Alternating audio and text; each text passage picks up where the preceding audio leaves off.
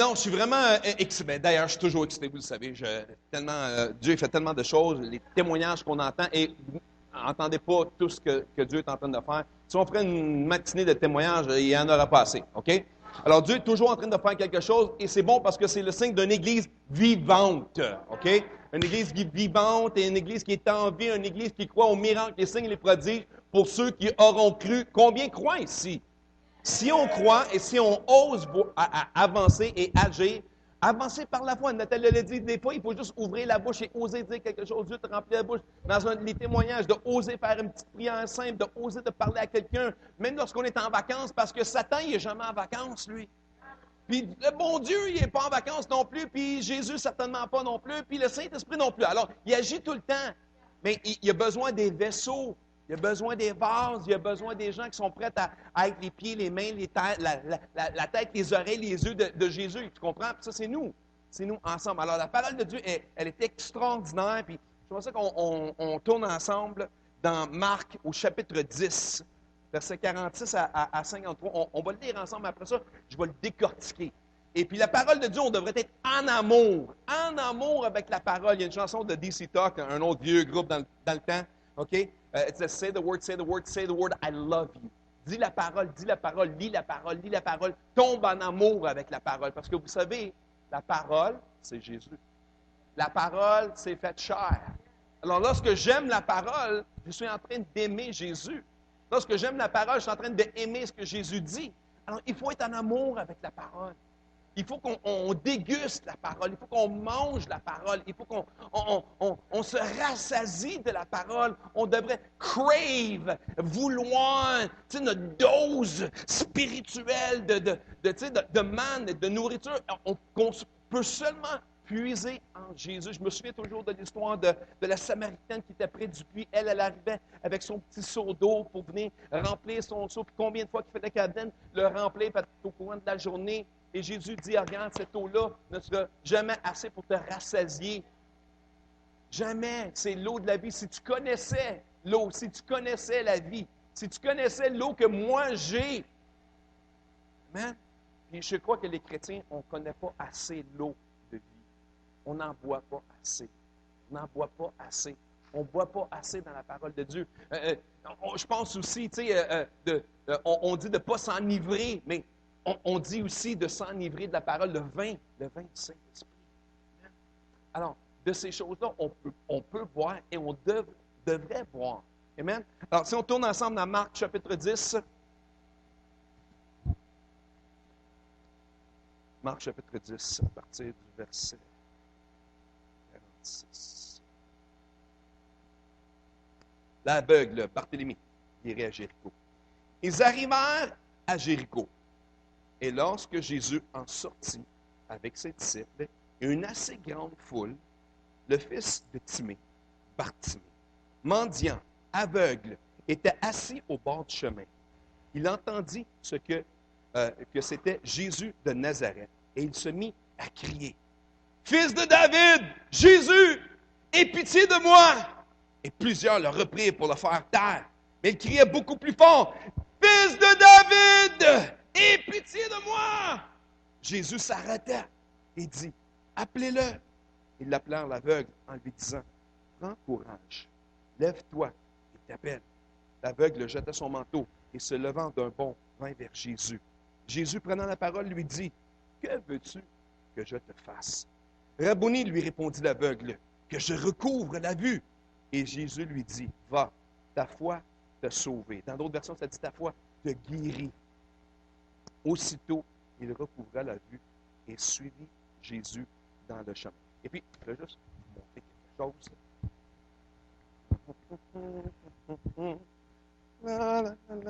Ça sera pas long, ça sera pas long.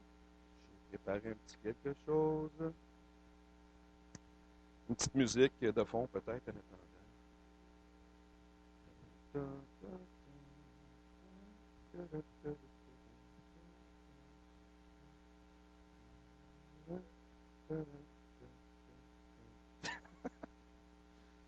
OK, ça sera pas long, ça. Oh, j'y arrive. Bon.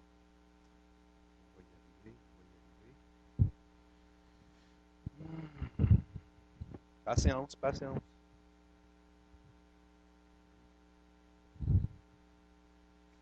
OK. C'est que j'ai mis ça. Pour ceux qui ont lu mon post sur Facebook ou mon texto, mon courriel, vous avez une petite idée de ce qui s'en vient.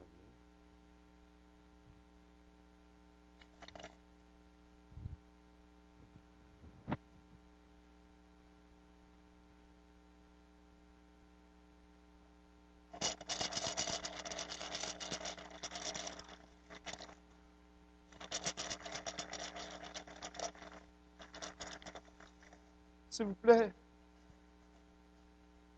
S'il vous plaît. Un peu de change. S'il vous plaît, pour un aveugle.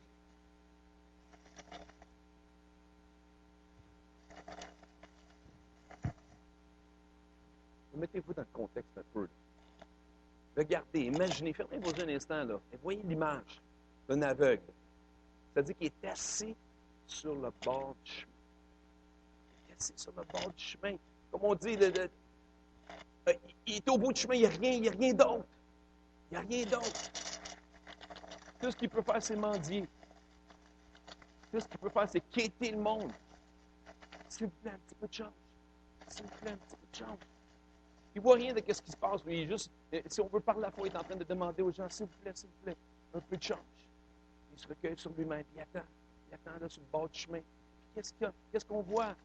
Ça dit dans la parole qu'il entendait la foule. Imaginez, il entend la foule. Qu'est-ce qui se passe? Qu'est-ce qui se passe? Là, il entend chuchoter le monde, il entend le nom de Jésus. C'est Jésus. C'est Jésus. Jésus, c'est ma chance, c'est ma chance. Dans le fond de son cœur, ça bondit dans son cœur en premier. Il y a quelque chose à l'intérieur de lui qui dit peut-être que Jésus va m'entendre. Peut-être que Jésus m'entendre. Puis là, il crie tout haut. Fils de David! Jésus! Aie pitié de moi! Là, le monde est en train de se tourner de bord. Imaginez qui oserait lever la voix. Qui oserait lever la voix? Ils sont en train de dire, tais-toi! Hey, le vieux, tais-toi! C'est pas qui vient. Une personne importante comme ça, dérange-les pas. Puis là, encore plus fort. Fils de David! Jésus! Aie pitié de moi! Imaginez. Jésus, pas trop loin, il entend. Il l'appelle. Qu'est-ce qu'il fait? Les gens le regardent, disent, hey, prends courage. Lève-toi. Le maître t'appelle. Qu'est-ce que tu penses qu'il fait? Il se lève tranquillement. Non. Il y a quelque chose de particulier qui se passe. Ça dit, il se levait d'un bond. Jésus! Jésus! Imaginez. Jésus s'approche de lui. Jésus s'approche de lui. Il a jeté tout de côté. Il arrive à Jésus. Jésus lui demande, qu'est-ce que je peux faire pour toi? Que veux-tu que je te fasse? Aveugle, évidemment. Mais que tu me guéris, que je puisse voir. Là, Jésus dit le mot, va. Ta foi te guérit. Ta foi te guérit, ta foi t'a sauvé. Et si on regarde, je veux qu'on examine un petit peu parce que c'est important ce qui se passe ici. Lorsque j'ai lu ça, mets l'image, Jean-François, l'image que je t'avais donnée. Parce que quand on lit la parole, trop souvent, on passe par-dessus. Et maintes fois, on connaît toute l'histoire de Bartimée. On a tous entendu l'histoire de Bartimée, un mendiant qui est là sur le bord du chemin. Mais à ces mots, il jeta son manteau, se leva d'un bond et vint vers Jésus. Se levait, combien de fois on a l'opportunité de se lever d'un bond?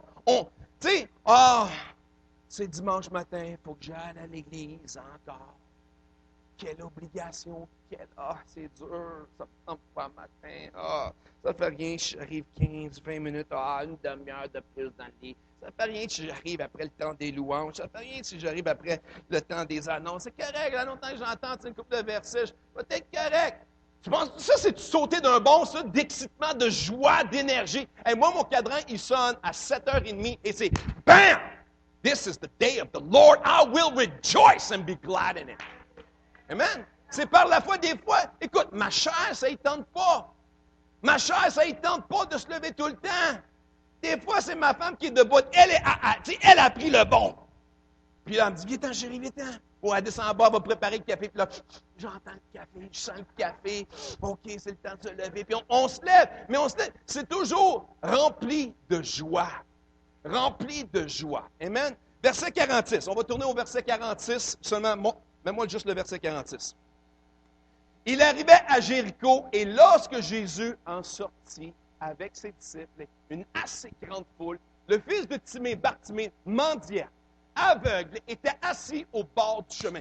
Il y a beaucoup de choses qui se passent juste dans ce verset-là. Okay? Il faut comprendre un petit peu le contexte parce que des fois, on lit des affaires et on ne sait pas trop où on est dans la parole puis où est-ce qu'on est dans le temps. Vous vous souvenez que je vous ai parlé de l'entrée triomphale?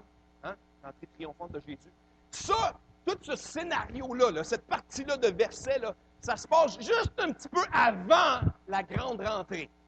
Puis, ça vient de se passer un petit peu après de la grande multiplication de pain, où ce que Jésus était parmi des milliers de personnes. Il a multiplié le pain et le poisson. Le monde était comme soulevé, excité. Comprenez-vous, là, Jésus il était un rock star ici. Là, okay?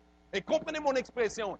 Il était comme vénéré, adoré. Tu sais, Israël attendait un roi, attendait quelqu'un pour prendre le pouvoir, reprendre, enlever les Romains, ainsi de suite. Puis, tu sais, le roi de notre pays d'Israël, ainsi de suite. Tu comprends? C'est ça le contexte de ça. Là. Alors, il arrivait à Jéricho et lorsque Jésus en sortit, ça ne dit pas combien de temps que Jésus était à Jéricho, OK? Mais on peut soupçonner au moins qu'il a passé au travers de Jéricho. Un rockstar rentre en ville, comprenez-vous, là? Un rockstar, quelqu'un d'important, quelqu'un avec de l'influence, quelqu'un qui va probablement devenir le prochain président. Tu comprends-tu, là? Quelqu'un, là, politiquement, là, qui avait du pouvoir, quelqu'un qui était aimé par le peuple. Tu sais, c'est lui qui a gagné American Idol. Là, tu comprends? C'est lui, le Jésus, qui rentre. Et il passe en ville, il passe à Jéricho. Je crois, tu sais, même s'il n'y avait pas le Journal de Montréal, ou la Presse, ou la Gazette, OK, ou le Devoir, je suis sûr que Bartimée, le fils de Timée, Bartimée, je suis sûr qu'il avait entendu parler de ce qui s'était passé dans les villes voisines. Qu'est-ce que Jésus avait fait? Sa renommée était faite, là. Il s'en vient, Jésus, il va rentrer bientôt pour faire l'entrée triomphante. Là. Bientôt, il arrive. Il a entendu parler de tout ce qui s'est passé avant lui. Il y a quelque chose dans l'air. C'est pétillant, c'est électrique, il y a de l'énergie. La foule sont comme emportées dans tout ce qui va arriver. Ils arrivèrent à Jéricho et lorsque Jésus en sortit avec ses disciples et une assez grande foule. Écoute, à la multiplication, il y avait déjà plus de 5000 personnes, les hommes, les femmes et les enfants. Il y avait une foule qui le suivait. C'était comme, regarde, qu'est-ce qui se passe? Hey, c'est Jésus, c'est pas n'importe qui. C'est Jésus, peut-être notre prochain roi. C'est lui qui a fait des signes, des prodiges et des miracles. D'autres disaient c'était un prophète, d'autres disaient toutes sortes de choses. Jésus passe en ville. Et combien de fois Jésus passe dans notre ville? Combien de fois Jésus passe dans ta ville? Combien de fois Jésus passe et on le manque? Ah oui, il était en ville. Ah oui, il y avait cette émission-là, j'ai manqué ça cette semaine. Ah, ben oui, c'était dans le Journal de Montréal, ça a fait la une pendant la semaine. Ah, j'ai pas vu ça. Ben, t'aurais dû prendre le journal, t'aurais dû lire un peu, t'aurais dû ouvrir la Bible puis lire, puis savoir que Jésus passe en ville avec ses disciples, une grande foule. Le fils Timée, le fils de Timée, Bartimée, mendiant, aveugle, était assis au bord du chemin. Imaginez, Bartimée, il est assis sur le bord du chemin. Puis, cette phrase-là, ça me fait penser un petit peu à, tu sais, là, quand tu es au bout du rouleau. Tu sais, il y en a qui ont déjà été au bout du rouleau. Tu es comme, tu es assis sur le bord du chemin, là. Pauvre de moi, pauvre. Bon, effectivement, Bartimée était aveugle et mendiant. Il n'y avait pas grand-chose. Il avait raison d'être assis sur le bord du chemin. Il avait raison avec sa cape, son manteau. Et puis, écoute, je ne sais pas si c'est vrai ou non, ils disent que il y avait une cape qui était comme une genre de cape officielle pour les mendiants. Bon, peu importe que ce soit vrai ou non, je crois que le principe est vraiment intéressant. C'est que les gens reconnaissaient que ce n'était pas des fraudeurs. C'était une cape qui était émise par le gouvernement, entre guillemets. OK? J'ai déjà entendu ça, j'ai déjà vu ça, puis je trouve que c'est intéressant. Alors, il était un vrai mendiant. Et les gens le reconnaissaient. Sûrement que les gens de la ville de Jéricho le connaissaient ou le voyaient. Tu sais, à un moment donné, quand tu passes, puis tu travailles, surtout ceux qui travaillent en ville, là, à Montréal, là, et que vous passez ces mêmes coins de rue, puis tu vois les mêmes mendiants, tu vois le même squeegee. Tu sais, à un moment donné, tu les reconnais. Là. Peut-être même que tu connais leur nom. Peut-être même que tu as osé parler de Jésus, ainsi de suite. Right? Alors, c'est ça qui se passe. Là. Alors, Bartimée, il est là, il l'entend, il a son manteau, et lorsqu'il se passe... Oh, OK, je n'avancerai pas trop vite. OK. Mais ça, vous voyez ça, là? Vous voyez que Jésus est en train de passer en ville. Et puis, je pense que c'est important que Jésus sort de la ville de Jéricho, une foule, des multitudes qui le suivaient, il y avait beaucoup d'actions. Il avait remué la ville et le peuple. Okay, le rockstar que je dis. Okay? Imaginez, là, toute la ville au complet, le pays au complet, là. Au milieu d'une grande foule se trouve Bartimée l'aveugle. Dieu te remarque. C'est un point que je trouve intéressant, qu'au milieu de toute cette action-là, au milieu du rockstar qui arrive en ville, là, le nom de Bartimée se retrouve dans le passage. Out of nowhere. Bartimée. C'est qui Bartimée? On s'en fout de Bartimée, c'est Jésus, le main attraction. Comprenez-vous? Non, mais c'est vrai, non? C'est un petit peu... il faut voir le contexte. Vous voyez tout ce qui se passe. Le futur roi d'Israël. En tout cas, c'est ça que le peuple d'Israël pense. Là. Le roi, il arrive. Là, parce que ça, c'est le contexte de ce qui se passe. C'est le pouvoir politique qui est en jeu. Puis toutes sortes de gens qui ont des intentions, des mauvaises intentions, des bonnes intentions, sont après Jésus pour des bonnes raisons, des mauvaises raisons. Et Jésus, il arrive en ville. C'est ça qui se passe. Là. Okay? Alors, Dieu remarque Bartimée. Est-ce que vous pensez que Dieu vous remarque? Dieu te remarque dans tes problèmes, dans tes soucis, dans ta pauvreté, qu'elle soit spirituelle, émotionnelle, physique, peu importe c'est quoi. Jésus, Dieu le Père, te voit. Jésus te voit. Jésus réalise. Tu n'es pas un chiffre perdu à quelque part comme dans le gouvernement qui a un numéro d'assurance sociale 2681. Non, tu n'es pas un numéro. Là. Il connaît par nom. C'est intéressant, non, que son nom est écrit dans la Bible pour la postérité. Hein? Bartimée, fils de Timée. Mendiant. Hey, je trouve intéressant aussi que ici, il souligne le fait que mendiant aveugle. C'est comme si, tu sais, il y en a qu'on se fait mettre on titré, là, on porte un chapeau. Ah, ben oui, tu sais, on le sait bien, lui, c'est le petit pauvre. Ah, ben oui, on le sait bien, le petit malade. Ah, pauvre, lui, l'handicapé. Même qu'on se donne des titres. Hein? On se donne, tu sais, oh, pauvre de moi. Tu sais, je vais rester pauvre toute ma vie. Ni un petit pain pour rester un petit pain. Les Québécois aiment ça dire ça. La petitesse de son identité est révélée. Fils de mendiant et aveugle, assis au bord du chemin, rien à faire. Il s'attend aux miettes. Pas grand espoir. Il s'attend à des miettes. C'est ça sa vie. Ça, c'est sa vie. Il y en a peut-être que vous l'avez entendu, ce son-là, là, en ville. Peu importe, il y en a partout. Dans toutes les villes, il y en a. On entend ce son-là. C'était ça, ses attentes. Ça, c'était l'attente de la vie quotidienne de Bartimée.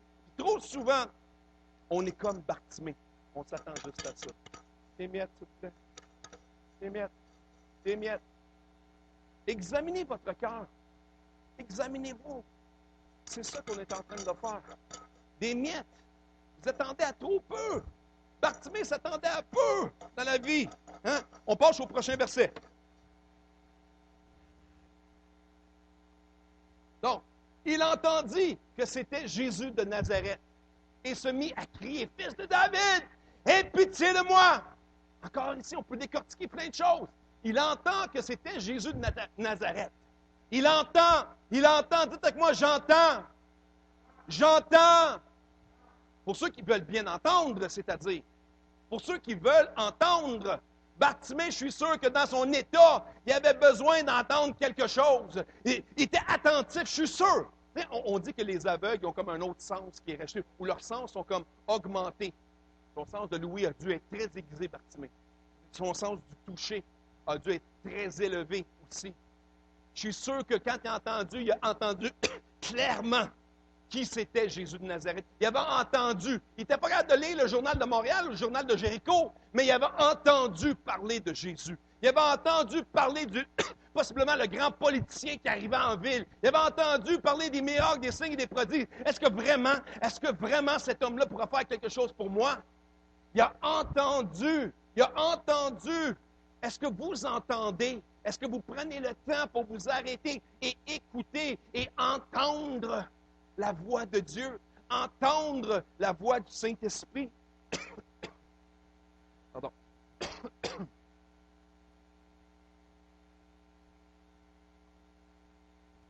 De prendre le temps Prenons le temps. Il faut absolument prendre un temps. Il faut absolument mettre de côté quelques instants. Puis ça commence avec quelques minutes. Pour quelques-uns d'entre nous qui ne sommes pas habitués à rentrer dans la présence de Dieu, c'est normal. La gang, les amis, famille et amis ici, chrétiens, nouveaux chrétiens, vieux chrétiens, on a tous passé par là. C'est un apprentissage. La présence de Dieu, c'est un apprentissage. C'est normal qu'il y ait des hauts et des bas, ça te tente pas, tu sais, 5 minutes, c'est long. Il y en a tous qui se souviennent, les vieux de la vieille, etc. Combien se souviennent qu'on trouvait que 5 minutes, c'était long dans la présence de Dieu? Combien se souviennent qu'on trouvait que c'était long prier 5 minutes? Ah, tu regardes à l'heure, ça fait déjà 5 minutes. Ouf! Il me semble que j'ai passé toute ma liste. Hein? Tu as nommé tous tes mononcles, tes ma tante, maman, papa, tes frères, tes soeurs, ton travail. Hey, il me reste encore une minute pour prier. De quoi je vais prier? Mais au fur et à mesure qu'on avance dans notre vie chrétienne, on développe une relation. On développe, finalement, on apprend, que ce n'est pas juste des besoins, ce n'est pas juste ma liste d'épicerie que j'ai à venir à dire à Jésus. Je peux parler de moi, je peux parler de mon amour envers toi, Seigneur. Je peux écouter. Là, 5 minutes devient 10 minutes. Là, 10 minutes devient 15 minutes, 20 minutes, une demi-heure. Là, je vous le dis facilement, très facilement. Je peux prier facilement 1 heure de temps sans problème, sans hésitation, sans même remarquer l'heure passée. Ça fait déjà 1 heure. Pourquoi? Parce que tu viens que tu aimes vivre ce que tu vis dans la présence de Dieu. Tu aimes vivre ce que tu vis lorsque tu lis la parole. Ça, là, toute cette prédication-là, je l'ai eue en 15 minutes. La préparation est un petit peu plus longue, ma femme m'a aidé. Mais j'ai reçu le download spirituel, c'est quand ça dit qu'il a sauté d'un bond. Boum! Ça m'a sauté dans la tête. C'était comme il y a quelque chose ici, puis pourtant, on lit l'histoire de Bartimée. On la connaît! On connaît, c'est tout le temps, c'est ce qu'on voit dans les pièces de théâtre, c'est ce qu'on voit dans les films, c'est les parties qu'on connaît le plus. Mais Bartimée a entendu que c'était Jésus. Il a entendu que Jésus avait fait des miracles dans la ville et parmi les foules. Il connaissait la renommée de Jésus. Est-ce que vous connaissez la renommée de Jésus? Mais réellement, juste parce que vous lisez, là, ça devrait être suffisant pour vous parler de la renommée de Jésus. Il y en a d'autres que vous avez été un petit peu plus loin. Vous avez lu la parole. Il y en a d'autres qui ont prié. Il y en a d'autres qui ont osé prier pour les autres. Il y en a d'autres qui osent prier pour des miracles, des signes et des prodiges. Il y en a qui osent prophétiser. Il y en a qui osent évangéliser. Wow! Vous connaissez la renommée de Jésus comme personne autre. Amen? D'autres, je connais Jésus. Il est né, l'histoire de la crèche, la Vierge Marie, et tout ça, Saint Joseph. Puis, oui! Ben, c'est parce qu'il n'était pas juste un enfant dans la crèche. Il a grandi, il a vieilli, puis il a fait des... Est-ce qu'on connaît la renommée? Est-ce que réellement vous connaissez la renommée? Est-ce que vous pourriez me dire, puis je n'oserais même pas demander, parce que des fois, je suis abasourdi de les réponses que j'ai. Si je demande aux gens de me citer une couple d'histoires de la Bible qu'ils connaissent. Quand tu entends quelqu'un qui ne connaît pas l'histoire de Goliath, c'est épouvantable, ça, non? On apprend ça, mais on apprend cette histoire-là à l'école. Même si tu n'es pas chrétien, tu l'apprends à David et Goliath. Tu comprends? C'est comme, il y a de la base à quelque part, là. Est-ce qu'on connaît la renommée de Jésus? Bon, il se mit à crier. Imaginez pour un instant, commencer à crier parmi une grande foule. Qui oserait faire ça? OK? Il y en a quelques-uns que je vois lever qui oseraient le faire. Mais ce n'est pas la majorité. Ce n'est pas la majorité des gens. Je me souviens d'un témoignage d'un jeune homme, lorsqu'on était pasteur en jeunesse, je me souviens encore de son nom, Alexis. Et puis, on venait juste de parler de l'évangélisation. On parlait de ce qu'on parle un petit peu présentement, d'être capable de parler aux gens. Puis ce jeune homme-là, il était au cégep. Le cégep Rosemont, je crois. Et puis, il vient me voir la semaine d'après. Puis, pasteur, il faut que je te compte ça, là. Et dans la cafétéria, il se lève debout sur les tables de cafétéria. Puis là, il commence à prêcher son 10-15 minutes. Il y avait 400 personnes dans la cafétéria. Il parlait, il prêchait de Jésus, puis là, il débarque, puis c'était le silence total. Il s'attendait, les acclamations, les réveils, les prix, de se faire pitcher des tomates ou quelque chose. Là, tout d'un coup, il marchait dans les corridors au courant de cette journée-là, puis une petite personne, une jeune femme qui vient le voir, puis elle dit, j'ai vraiment aimé ce que tu as fait. Elle dit, je suis chrétien, moi aussi, je n'aurais jamais osé faire ça, puis ça me donne le courage de parler de Jésus. Juste ça, ça valait la peine. Comprenez-vous? Mais il a osé crier. Il y en a que vous le savez, vous avez au moins rêvé à crier dans une foule. Tu sais, dans le métro, on a toujours osé que quand les portes vont se fermer, prêcher la parole. Jésus vous a... Puis il y en a qui le font, tu sais, puis il y en a qui ont l'air des fous, mais en tout cas, ça fait rien. Ça fait rien. Juste oser le faire, c'est briser quelque chose dans notre vie. All right? Alors, imaginez commencer à crier dans la foule qui oserait faire ça. Quelqu'un de désespéré. Quelqu'un qui sait que c'est sa dernière chance. Quelqu'un qui ne veut pas manquer le bateau. Il était mendiant. Il était aveugle. Peut-être même qu'il ne se sentait même pas bon. Est-ce qu'ils ont déjà passé à côté de quelqu'un et ça pue? Pauvre. Jésus-Christ voudra rien savoir. Peut-être qu'on pense comme ça des fois. Jésus ne voudra rien savoir de moi. Ma dernière chance, c'est quelqu'un qui ne veut pas manquer le bateau. Tu sais, des fois, l'exemple de respirer quand tu peux mettre ta tête sous l'eau, c'est un petit peu comme ça. Es-tu désespéré de Jésus? Si vous ne l'êtes pas, on a un problème. On a un problème. On est dans un monde, on est dans les derniers temps, on le sait qu'on vit des choses extraordinaires, on voit des choses extraordinaires, on voit le monde venir à sa fin. On voit les signes, on voit toutes sortes de choses. On sait que la fin des temps vient bientôt. Quand? Je ne sais pas, mais c'est bientôt. En tout cas, on est certainement plus proche qu'on l'était là 10 ans. Parce que quand moi je me fais, ça fait des années que mes parents disent, ça fait des années qu'on entend que Jésus revient. Ça fait, tu sais, j'ai 30 ans puis j'ai entendu ça, j'y crois plus. En tout cas, on est certainement plus proche qu'on l'était que là 30 ans, non? On est proche, là. On est proche, là. Hein, il faut ouvrir les yeux, il faut voir, il faut croire que Dieu va faire quelque chose. Mais il faut oser. Il faut oser. Oser faire quelque chose. Être désespéré. Être languissant. Chercher quelque chose. Et puis Bartimée était comme ça. Il était sur le bord du chemin. Là. Il n'y avait plus rien à perdre. Là. Bartimée, il n'y avait rien à perdre. Absolument rien. Son intégrité, sa droiture, comme on dit, sa réputation. Quelle réputation? Il est sur le bord du chemin, il n'y a plus rien. Son crédit est plus bon, il est malade, il est vieux, il est aveugle, il est mendiant. Il n'y a rien qui marche pour lui. Là. Il est on skid row, on dit en anglais. Là. C'est le bout du chemin. Là. Il n'y a plus rien à faire. Là. Quand tu es sur ce chemin-là, sur cette route-là, là, il n'y a plus rien. Il n'y a plus d'espoir. Peut-être même que Bartimée pensait comme ça. Mais quand on est comme ça, il y a quelque chose qui se prépare. Il y a quelque chose qui se brasse. Il y a quelque chose. C'est l'atmosphère que Dieu a besoin pour faire un miracle. Vos problèmes sont une opportunité pour Dieu.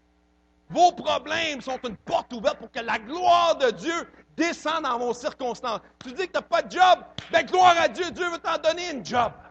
Tu dis que tu es malade, gloire à Dieu, Dieu veut te guérir. Tu dis que tu as des problèmes, gloire à Dieu, Dieu veut régler tes problèmes. Come on, c'est une opportunité. Sa foi était à un niveau maximal pour se mettre à crier. Peut-être la dernière opportunité pour voir Jésus en personne. Rappelons-nous qu'il était aveugle. C'est un paradoxe de dire que peut-être la dernière fois qu'il va voir Jésus, mais il ne l'a jamais vu. Il ne l'a jamais vu. Mais comme Job a dit à la fin de sa vie, mes oreilles avaient entendu parler de toi, mais maintenant mes yeux ont vu. Mais c'est quoi le rapport? Attendez un peu. Il est peut-être aveugle physiquement, mais il n'est certainement pas aveugle spirituellement. Il avait vu Jésus même avant la foule. Lorsqu'il avait entendu parler de lui, peut-être qu'il n'y avait pas espoir encore, mais lorsqu'il se trouvait à la bonne place au bon moment, pensez-vous que c'est un hasard? Nous, des fois, on pense, entre bons chrétiens, on ne croit pas au hasard. Et des fois, on dit quand même, hey, j'étais à la bonne place. Il s'est passé de quoi? Ou il va se passer de quoi? Hey, j'étais à la bonne place, man, au bon moment. Peut-être sa dernière opportunité. Et comme Job a dit à la fin de sa vie, mes oreilles avaient entendu parler de toi, mais maintenant mes yeux t'ont vu. Voyons ici que Bartimée était aveugle physiquement, mais certainement pas spirituellement. Il a reconnu Jésus, fils de David. Est-ce que vous reconnaissez Jésus? Bon, tantôt on parlait de la renommée, mais est-ce que vous connaissez Jésus? Prenez le temps pour le connaître ou le reconnaître. Amen? Jésus, fils de David. C'est pas n'importe qui, Jésus. C'est pas le bonhomme qui passe, c'est pas juste la rockstar qui passe en ville. Non, non, non, c'est pas juste le futur président, le futur roi, le futur premier ministre. Non, non, non! C'est Jésus. Jésus. Jésus. Jésus. Fils de David. Jésus, fils de Dieu. Jésus qui s'est fait chair, la parole qui s'est fait chair. C'est pas n'importe qui. Amen? Il se mit à crier. Il dit, Jésus, aie pitié de moi. Voyez-vous ici qu'il a reconnu son état lamentable. Et il s'est humilié davantage. Combien savent que c'est humiliant se lever dans une foule, hein? De crier à toute taille comme un fou. Mais c'est qui ce fou-là? C'est quoi cette affaire-là? C'est qui cet imbécile-là? On a déjà pensé à des choses comme ça. Je suis sûr que vous avez vu des gens crier dans des foules inutilement ou pour des X, Y raisons. C'est quoi ça? Là, tu commences à chuchoter. Tu vis? Il est fou, il est folle. La police, s'il vous plaît, faites quoi? On va marcher de l'autre côté de la rue, il est dangereux. Bartimée, il crie à toute tête. Il crie à toute tête. Il s'humilie déjà avec son manteau, déjà avec sa canne, déjà avec sa... déjà que c'était pas beau son affaire, déjà qu'il puait. Il crie encore plus fort pour encore mettre encore plus d'attention sur lui. Il s'humilie, il se rabaisse encore plus. Est-ce que vous voyez votre état?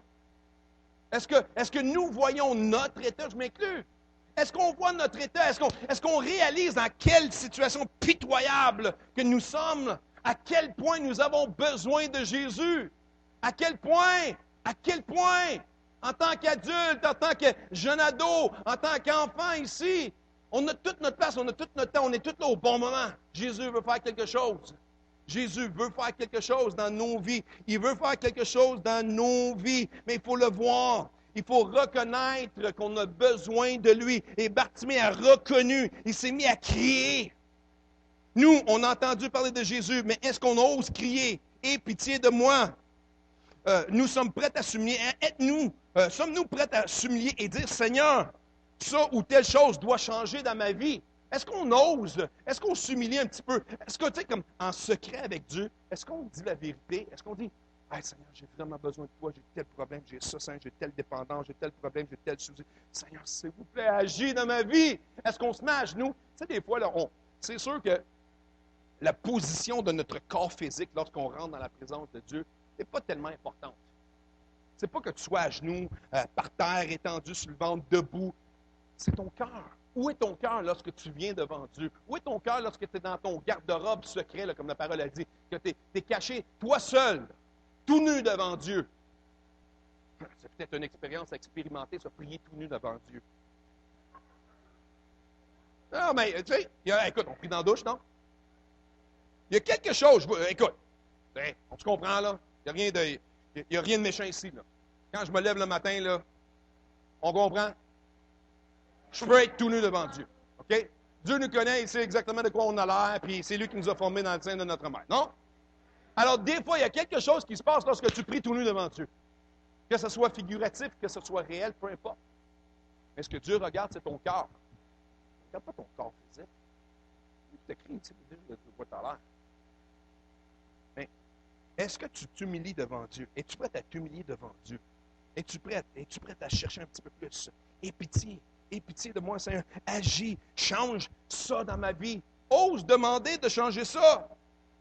Souvent, les peurs nous empêchent d'aller chercher ce qui nous appartient. On a peur. On a peur de quoi? Peur de Satan. Il ne peut rien nous faire. Si Dieu est pour moi, qui peut être contre moi, la parole a dit. Hein? Ça, c'était dans l'histoire du prophète qui était avec son serviteur. Le serviteur, il sort dehors, puis il voit toute une armée alentour. Le prophète dit, inquiète-toi pas, regarde, ça, cette armée-là, c'est rien. Regarde en arrière les anges. Il dit, Seigneur, ouvre ses yeux. Ouvre ses yeux qu'il puisse voir. Tu sais, qui peut être contre moi si Dieu est pour moi? Puis, je pense que c'est Géasi. Il regarde. C'est vrai. Il a vu que c'est que son maître lui avait montré. Des fois, on a besoin d'un maître. On a besoin de Jésus pour nous ouvrir les yeux. De quoi as-tu peur? De perdre quoi? Tu n'as rien à perdre. Tu as tout à gagner. Tout à gagner devant le Seigneur. Verset 48. Tournons ensemble. Verset 48 maintenant. Plusieurs le reprenaient pour le faire taire, mais il criait encore beaucoup plus fort, « Fils de David, aie pitié de moi! »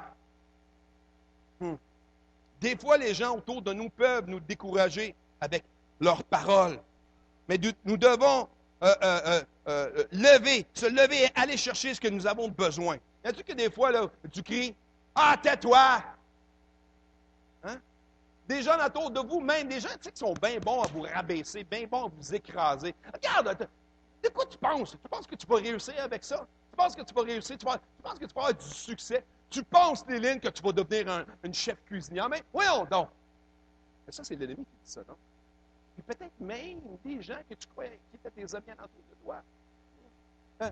Les hommes et les femmes d'affaires qui sont ici. Mais voyons donc, tu vas-tu réussir dans la vie? C'est quoi cette histoire-là? Va trouver une job de façon comme tout le monde, là, au salaire minimum. Tu vas réussir dans la vie.